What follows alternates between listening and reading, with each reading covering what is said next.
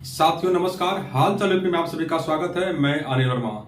साथियों आज की वीडियो में आपको बताने वाले हैं मुख्यमंत्री कन्या सुमंगला योजना के तहत कौन कौन से डॉक्यूमेंट लगते हैं, कौन कौन से कागजात लगते हैं, ताकि आपको आवेदन करने में परेशानी का सामना न करना पड़े। साथियों मैं आपको ये बता दूं कि मुख्यमंत्री कन्या सुमंगला योजना से संबंधित हमने बहुत सा वीडियो इस हाल चाल यूट्यूब चैनल पर अपलोड किया है, आप वहां से जानकारी ले सकते हैं। लेकिन इस वीडियो बताने वाले हैं कि कौन सा डॉक्यूमेंट किसको लगाना पड़ेगा, कब लगाना पड़ेगा, ताकि आवेदन निरस्त ना हो, खारिज ना हो।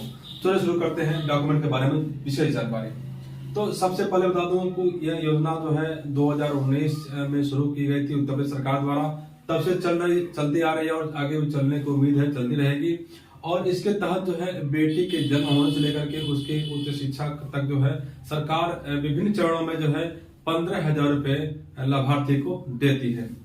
तो इसके तहत जो है जो डॉक्यूमेंट लगने वाले हैं वो है बैंक पासबुक जो है खाता का जो बैंक पासबुक होता है उसको लगाना पड़ता है। तो आवेदन करने के समय ये सारे डॉक्यूमेंट लगाने पड़ते हैं।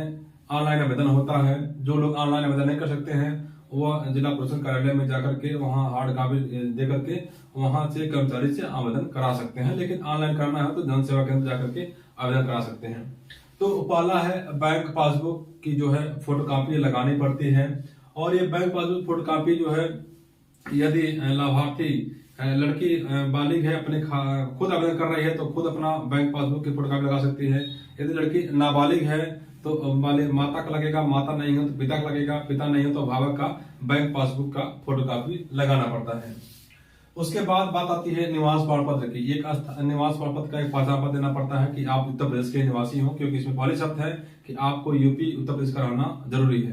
तो निवास प्रमाण पत्र के लिए आप कौन कौन से डॉक्यूमेंट लगा सकते हैं, इसमें राशन कार्ड हो गया, आधार कार्ड, वोटर कार्ड जिसे निर्वाचन कार्ड कहा जाता है, ड्राइविंग लाइसेंस, पासपोर्ट, LIC की पॉलिसी, गैस कनेक्शन, बिजली बिल, जलकर रसीद, गृह रसीद, टेलीफोन बिल, बैंक पासबुक में से कोई एक, इनमें से कोई एक डॉक्यूमेंट आपको लगाना पड़ेगा।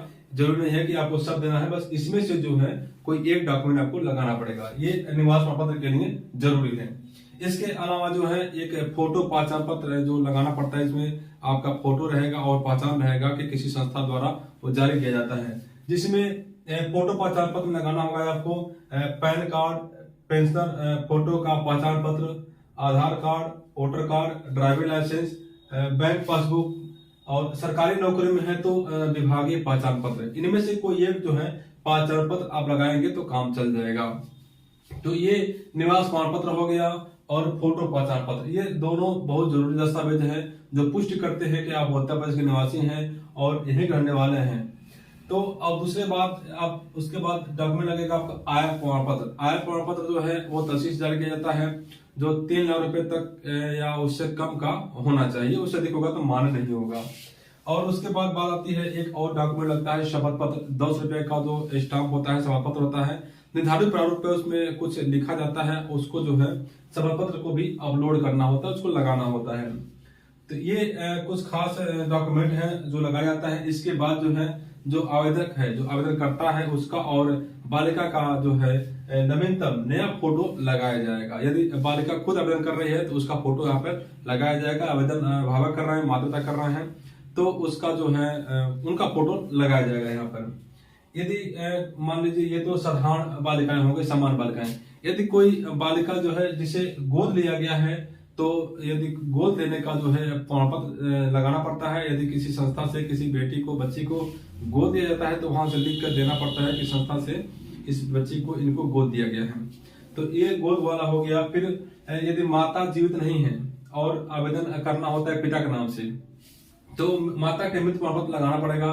माता पिता नहीं है तो माता पिता किसी में से किसी का, दोनों का जो हो सकता है तो मृत्यु प्रमाण पत्र लगाना पड़ेगा। उसके बाद अभिभावक के नाम से आवेदन होता है या बालिग लड़की के नाम से आवेदन करना होता है।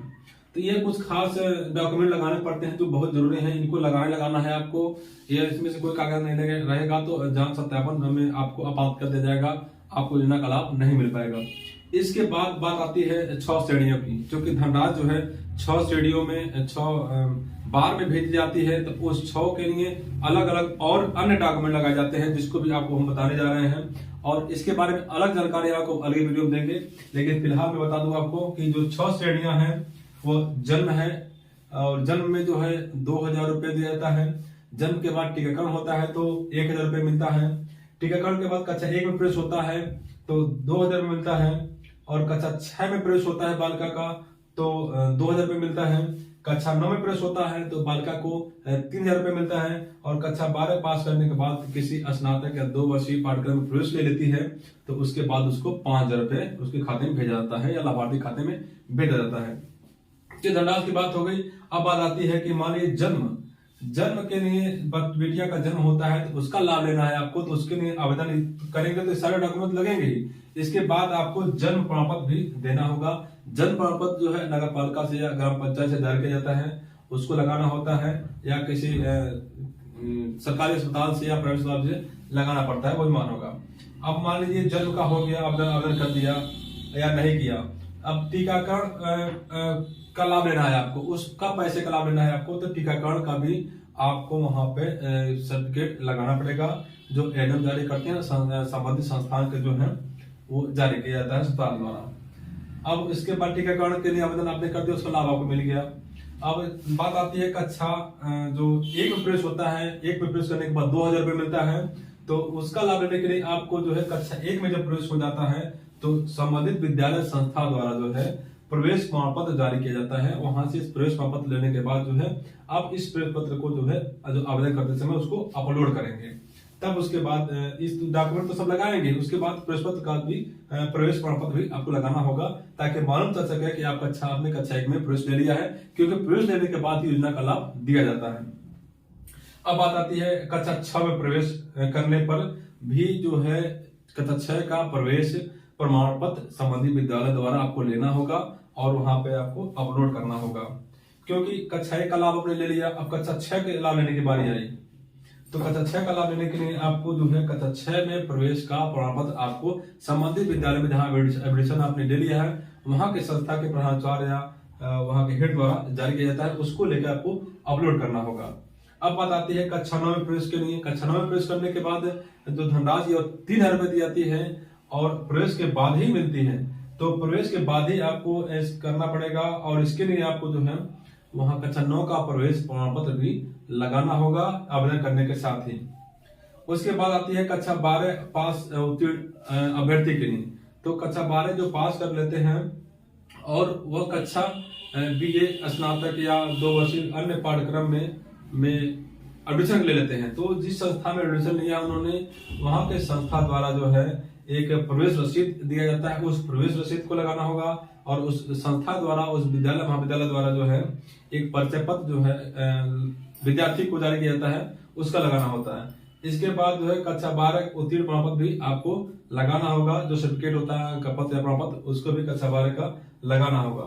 तो जैसे जैसे आपको आवेदन करना होगा, आपको जन्म का लाभ लेना है तो उसका सर्टिफिकेट जन्म प्रमाण लगाना होगा, टीकाकरण का लाभ लेना है तो टीकाकरण का प्रमाण पत्र लगाना होगा, कक्षा 6 में का लाभ लेना, कक्षा 1 का लाभ लेना है तो कक्षा 1 का प्रवेश पत्र लगाना होगा, कक्षा 6 का लाभ लेना है तो कक्षा 6 का प्रवेश प्रमाण पत्र लगाना होगा, कक्षा 9 का लाभ लेना हो तो कक्षा 9 का प्रवेश प्रमाण पत्र लगाना होगा, कक्षा 12 का लाभ लेना हो कक्षा 12 का जो है उत्तीर्ण प्रमाण पत्र जो होता है या अंक पत्र होता है उसको लगाना होगा, और प्रवेश रसीद और परिचय पत्र लगाना होगा। तो ये सारे डॉक्यूमेंट आपको लगाने होंगे। निवास प्रमाण पत्र लगाना होगा, फोटो पासपोर्ट पत्र लगाना होगा, आय प्रमाण पत्र और शपथ पत्र और आवेदक या बालक बालिका के फोटो लगाना होगा। ये सारे डॉक्यूमेंट लगाएंगे आप, तभी आपका आवेदन जो है स्वीकार किया जाएगा, अन्यथा आवेदन आपका खारिज हो सकता है। तो साथियों हमने बता दिया आपको कौन कौन डॉक्यूमेंट लगाया जाता है और इसका लाभ कैसे ले सकते हैं। आवेदन आपको नजदीक जन सेवा केंद्र पर करना होगा या फिर अपने विभागीय जो वेबसाइट होता है इसका वहां पर करना होगा। तो साथियों आपको कोई और जानकारी चाहिए तो हमें बताइएगा, हम आपके लिए नई जानकारी लेकर हाजिर रहेंगे। यह हाल चाल यूपी आपका चैनल है, आप इसे लोगों तक शेयर करिए, योजनाओं को लोगों को बताइए, अपने रिश्तेदारों को, दोस्तों को, सबको इस वीडियो को भेजिए ताकि और लोग भी इस योजना का लाभ ले सकें, ताकि वो न कर सकें कि उनको जानकारी नहीं थी वो नहीं तो वो भी लाभ ले लिए होते हैं। तो आपको एक चैनल कैसा लगा बताइएगा, और आपको और कोई जानकारी चाहिए इस योजना संबंधित तो भी कमेंट करिएगा। हम नई योजना, नई विभागों की योजनाएं लेकर आप तक हाजिर होंगे। तब तक नहीं, नमस्कार।